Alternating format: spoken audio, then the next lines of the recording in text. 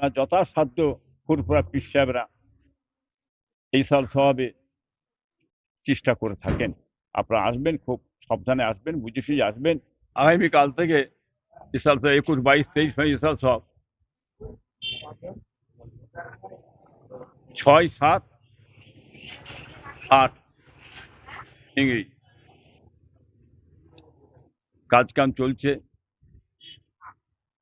প্রত্যেক বছরে নয়। ২১, ২২, ২৩ সাল সব দাদা হুজুর পীর কেরামতের কায়েম করা ইসাল সব জাতি ধর্ম বর্ণ নির্বিশেষে মানুষ আসে এখানে। মানুষ একমাত্র আত্মশুদ্ধির জন্য আসে এখানে। এই সাল সবে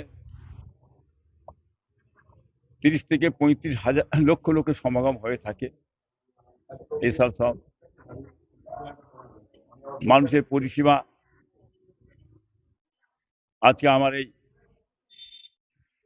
দাদা হুজুর দরবার, আমার এই মেহমানখানায়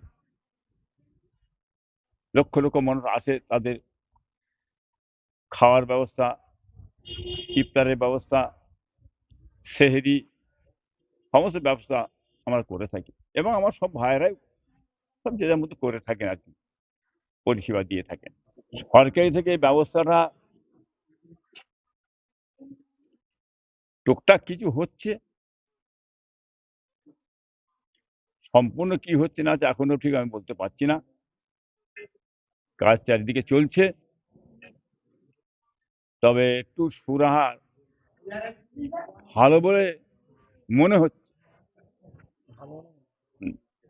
তবে যে ধরনের কাজ হওয়ার দরকার দরবার শরীফে, সে ধরনের কাজকাম বাজারটা হচ্ছে না। অতএব সবচেয়ে বড় কথা হচ্ছে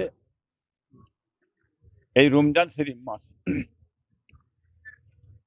মানুষের পানির ব্যবস্থা, টয়লেটের ব্যবস্থা, মানুষের রোদে কষ্ট, হ্যাঁ আসবেন সব, সেটার চিন্তা ভাবনা আমাদের সকলেই করতে হয়। আমরা যথাসাধ্য ফুরফুরা পীর সাহেবরা এই সাল সওয়াবে চেষ্টা করে থাকেন। তবে আমি বলবো রাস্তাঘাটে সব আসবেন তীর্থযাত্রী, দাদা হুজুর রহমতুল্লাহ সিলসিলার ভক্ত মুরিদ সকলেই আসবেন। রাস্তাঘাটে কোনো রকম অপ্রীতির ঘটনা না ঘটে। রাস্তাঘাটে বাইক দিয়ে চলছে আসছে, নিজেরা একটু খুব বুঝে সমঝোতা হয়ে চলার দরকার। কেন, দুটো চাকার উপরেই গাড়িটা চলছে, আয়ত্তর বাইরে গাড়ি চলে গেলে দুর্ঘটনা ঘটে যেতে পারে। সেটা সতর্কভাবে চলার দরকার আছে। খালি জনগণ চলছে, রাস্তাঘাট গাড়ি ঘোড়া রাস্তার উপরে জাম থাকে, তো বুঝে সুঝে চালানো দরকার, এটা আমি বলবো। আপনারা আসবেন, খুব সাবধানে আসবেন, বুঝে সুঝে আসবেন। রোজার মাস কোন রকম অসুবিধা মানুষের না ঘটে সেদিকে খেয়াল রাখবেন আপনারা সকলেই, কথা আমি বলবো।